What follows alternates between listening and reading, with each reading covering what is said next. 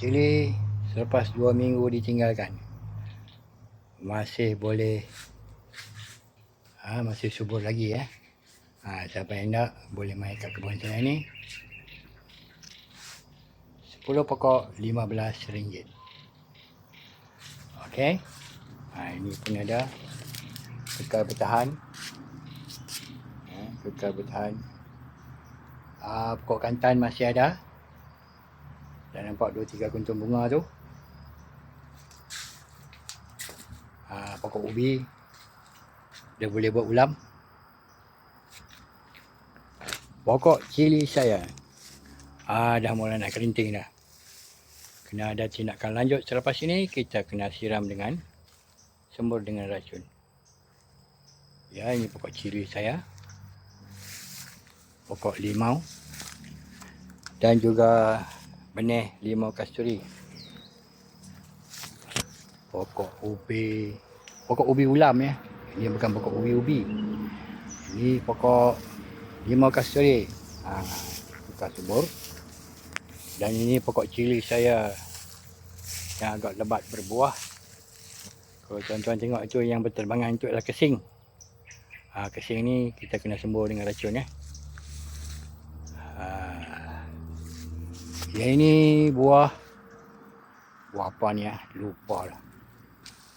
Buah pria. Okey, ini buah pria.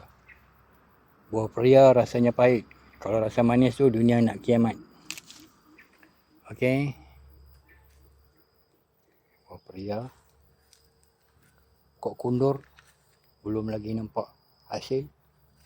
Mana pokok kundur?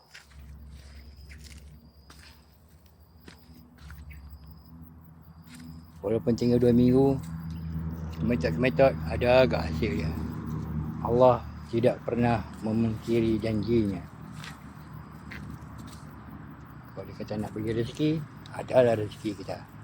Hanya kita berusaha. Ini pokok kundok. Yang ni pokok kacang cerai. Kenapa tak menjadi ya? Tak menjadi. Tak menjadi kacang cerai saya ni. Yang ni pokok kacang sepat. Dah berbuah dah. Tapi tak subur, maklumlah tak berbaja. Yang ini saya ambil nak bagi kat siapa, saya bagi kat Ustaz Bashar kot. Okay, lepas ni kita bagi kat Ustaz Bashar.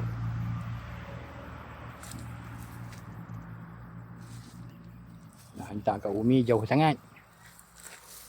Selama. Tu dia. Pokok kacang itik saya. Berdaun lebat. Tengok ada tak kacang itiknya? Mana kacang itiknya? Nampak gaya belum menjadi itik.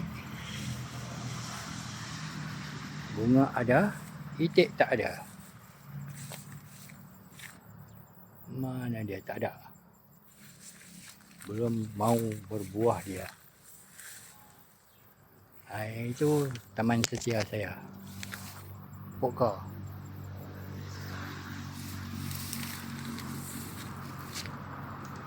Yang ini Ustaz Naim nak ni. Walaupun lemon kampung, dia lah. Dia nak. Nanti saya akan hantar kat dia. Itik belum mau berbuah. Kacang itik.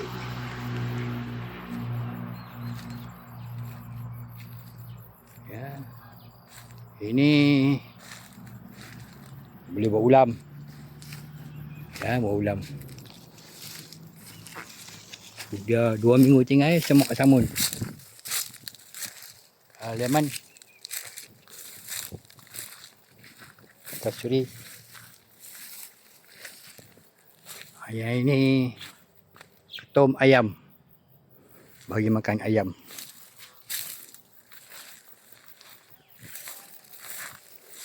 Yang ni serai. Serai yang saya tunjuk malam tu kat Selangor. Ini kat Kedah. Nampak gaya.